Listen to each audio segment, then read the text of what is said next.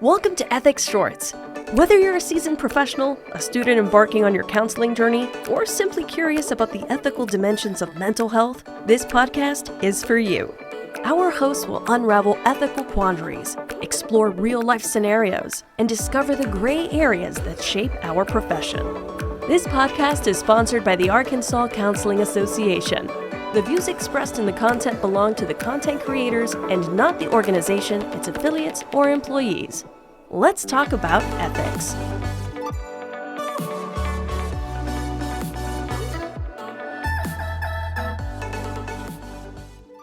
Welcome to Ethics Shorts.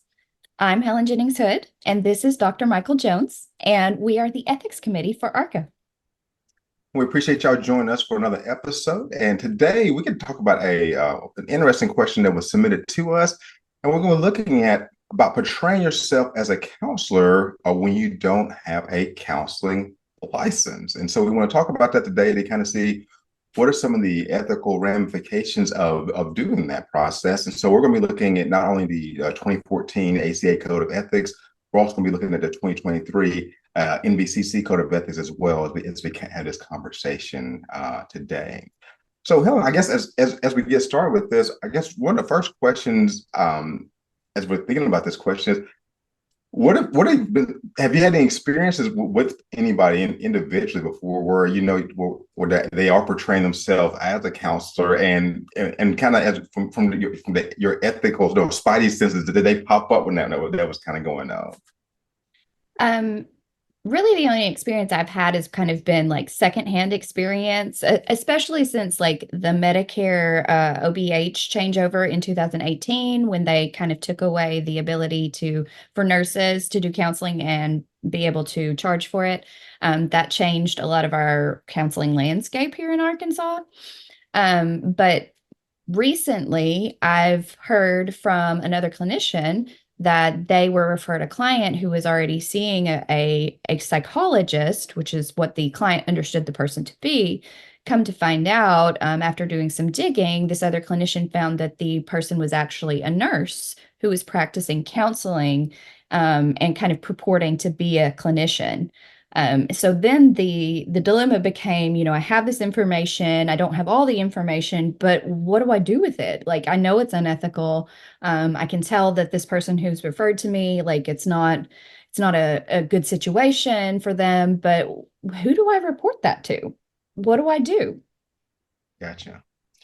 And so it's interesting that this is not, and this is something that has come up like in many situations before, with that misrepresentation of, okay, this is who I am as a person, especially when you talk about a counselor, because in some states, I guess from a legal perspective, that term is protected, but that's not necessarily protected everywhere legally. And so now we have to kind of go back to the ethics and be able to say, okay, how do we go about making sure people are accurately representing themselves when they're putting their name out there, so that at the end of the day, the public is being protected. And really that at the end of the day, that's really one of the most important things, because the reality of this, obviously individuals in general, the general public will, if you stop somebody on the street and you ask them, okay, what's the difference between a psychologist or a social worker or a counselor? I don't think people know those differences in general for the most part. So it makes it even more confusing when people are going out there and are, like you said, calling themselves something, but they don't have that same license that matches up with that as well. Yeah. Well, and I think this is something that, for me, teaching ethics classes, this comes up with our students even, of how do I identify myself, like as an emerging counselor when I get my license, like what are the difference in the different professions? What are the differences in the different terms? Because there are different terms according to like our board rules and regulations and the law. When thinking about like protected communication, it lists psychotherapists and counselors. And so, the different terminology and how that's looked at from, like you said, the general public. And so, educating our people about what they can call themselves and what the ethical parameters of that are, but also being very clear when we're marketing, when we're practicing, that we're not purporting to be something that we're not. Yeah. And so I'm gonna look at what the ACA code says about it, because the ACA has least 3 or 4 things it talks about. And I know you have the NBCC code. I want to kind of go back and forth between those two. But no, when you look at Section C4 of ACA, it talks just specifically, it's talking about professional qualifications in general. C4A talks specifically about accurate representation. And just to kind of quote the part of it, it says counselors truthfully represent the qualification of their professional colleagues, and they clearly distinguish between paid and volunteer work experience and accurately describe the continuing education and specialized training. And so a lot of this is really about informed consent, really, at least from the perspective I'm looking from, is that reason why it's ethically important for us to accurately represent who we are is, but we want people to be informed about, if you're seeing me, this is what I'm able to do, and this is how I'm able to work with you, and this is my scope of practice, and all those things. But it's really about identity there. And so if we're not accurately representing who we are, then that becomes, like, once again, that's a problem for informed consent, and that's a problem for the public. And C4B goes on to credentials and educational licensing, and I'm gonna hold off on the implying doctoral level competence for just a couple minutes.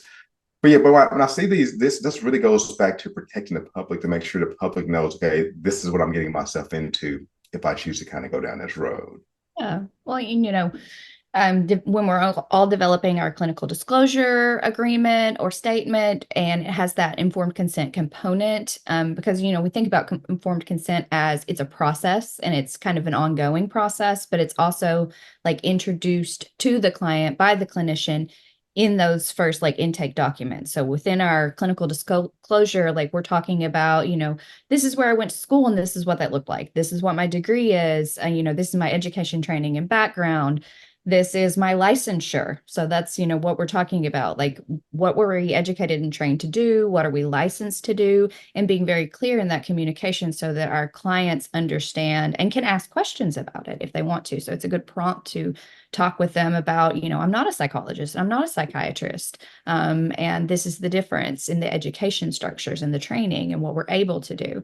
NBCC says something very similar to ACA in that we can't perform services that we're not qualified by training, education, or supervised experience to do. So really honing in on that, what is your scope of practice? What is your background? And making sure that our clients understand that. Yeah, and I'm doing my best to stay on topic here, but I think that to me that becomes kind of scary a lot of times as I think about this from a clinical perspective and also an ethical perspective, because there are a lot of people who, for whatever reason or not, are practicing in areas of things where there isn't competence. They haven't shown competence by training. They haven't shown competence by continuing education or whatever the case may be. And for lack of a better term, they put themselves out as being experts on these certain topics. But the problem is they're not representing themselves accurately. So, so just because I have gone to maybe watch a YouTube video or something, whatever the case may be, on a certain topic, it doesn't make me an expert in that area. But I also want to make sure that I'm representing myself correctly as I'm doing that. And a part of that professional qualification is we need a license to practice as a counselor, and that's a state level thing that is important. And obviously that's changing, especially with the counseling compact and what that looks like for individuals. But at the end of the day, that's what we're looking and kind of going back to, is that we have to, at the state level, be able to qualify for what that state says, and then make sure that like you said earlier, matching up with our scope of practice that we have. That way, it's an accurate representation, and I'm also staying in my lane at the same time. And so when people start doing that, I think that helps out significantly there. I agree. I think one thing that I learned in my doctoral ethics class from Dr. Patton is that you don't surprise your clients. An unsurprised client is a happy client. A surprised client is an upset and hurt client. And so always being clear and very direct about how we're representing ourselves. And I think that in a way kind of ties into some of the codes about, professional community and consultation and professional associations and stuff like that. It's not just you went to school and you got a license. We're required ethically to continue to grow on that and grow in that if we're doing, providing services to people.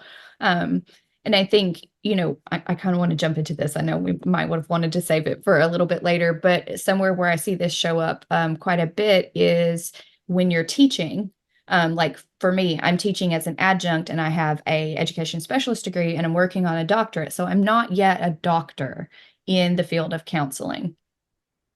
But a lot of students will call me doctor because that they don't know what else to call me or whatever. So it's the same kind of thing where being very clear and upfront, I'm not a doctor, I'm your professor, and just being very clear about what it means to represent. Like I wouldn't want to just let it go and say, yes, you can call me doctor. I'm not a doctor. I haven't earned that yet.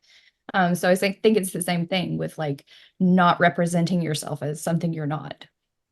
Yeah, and one of the things I've noticed too, especially from the academic perspective too, being on the other side, working in being in academics and being on that side where accepting new doctoral students, for example. And one thing that's been a neat part of that process is there have been times where there have been individuals who come in with, sometimes when people come in as a counselor educator or going to a PhD program, they've had a life. I mean, that's just the reality. They've had a life before that. And so they may have had other professional responsibilities. And with that comes sometimes other degrees they may have. And so they may come in there with a doctorate degree in education already, or may they have a doctor of business administration or something to that effect, there's nothing wrong with that. Where that becomes problematic is that they may be a LPC, a licensed professional counselor, and they may have the license as a professional counselor, but on their business cards and on the advertising, they're calling themselves doctor, but their doctorate degree is not in anything that's counseling related whatsoever.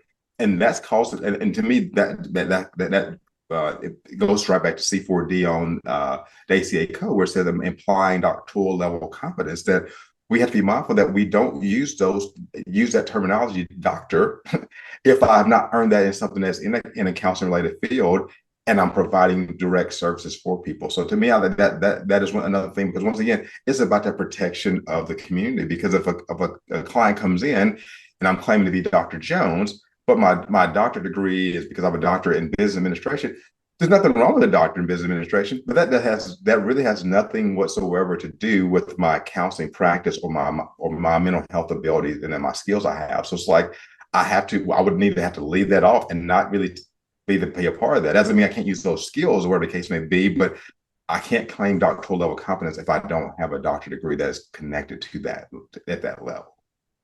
And I think it can go back to like licensure regulations as well, because, and Code of Ethics too, but I remember being on a hiring committee at one point to hire in a new therapist, and we had a lot of applications for the position for people who had doctorate degrees, but they would be in different fields, and maybe they'd have a bachelor's in like psychology or something like that. But if we're talking about hiring someone to be a clinician, a counseling clinician for a position, they may have amazing educational experiences and they may have all these skills and be really invested and passionate about working in these career paths, but they don't meet the standards for licensure. They are not going to be able to be licensed in our career for that position. So they may have been amazing in the position, but if they can't be licensed, then it's none of it works.